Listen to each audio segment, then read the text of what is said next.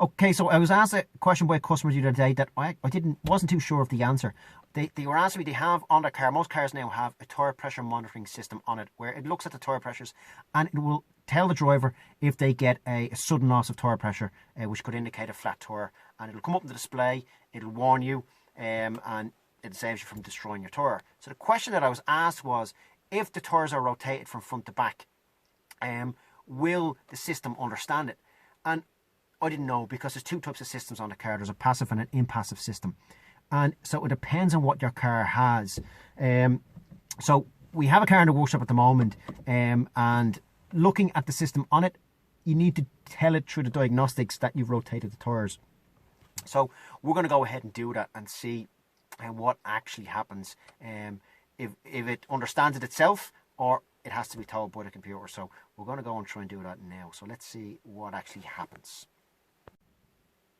So just in regard to a passive and an impassive system, how it works is some cars will have a sensor inside the tube, usually on where you fill it up with air on the valve. That's actually a little sensor on it, and it sends a signal to the computer, and it understands what the tyre pressure is on that particular tyre. So when they get rotated from front to rear, now it can get confused, and that's where it needs to be programmed in. The other type is impassive, where it takes it from the ABS sensor. So as the wheel is spinning, the ABS sensor knows that, oh, okay, there's a dramatic drop in tyre pressure here, so it warns the driver and puts the light on. So they're the two systems you have. This one has the sensors in the tube. So we're going to go and have a look, rotate the wheels, and see exactly what happens. So let's go and do that and see if it actually understands. Okay, so as you can see there's a bit of a discrepancy there with the tyre pressure, especially on the driver's side. We've got 28 psi on the rear, and on the front we've got 43 psi. I'm not going to do the tyre pressures on this. I'm going to, for the minute, I'm going to rotate them, and I'm going to see if that 28 psi moves up to the front. I think it should.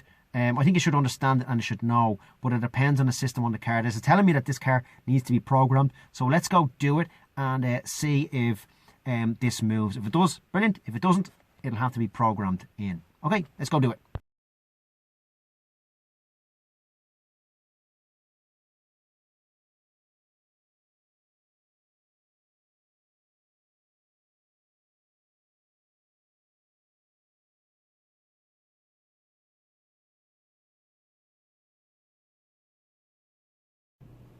Okay, so as you see now, we just rotated the tyres on this car.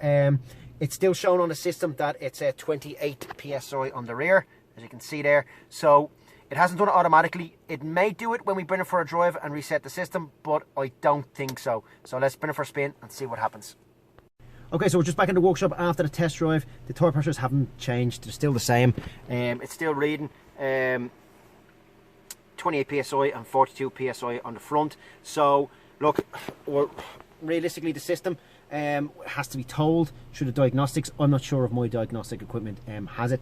It depends on the manufacturer, how much information they give out.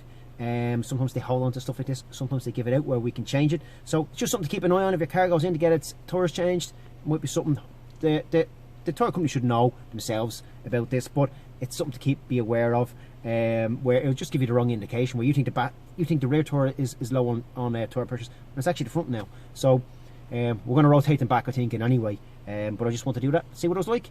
Okay, have a good one.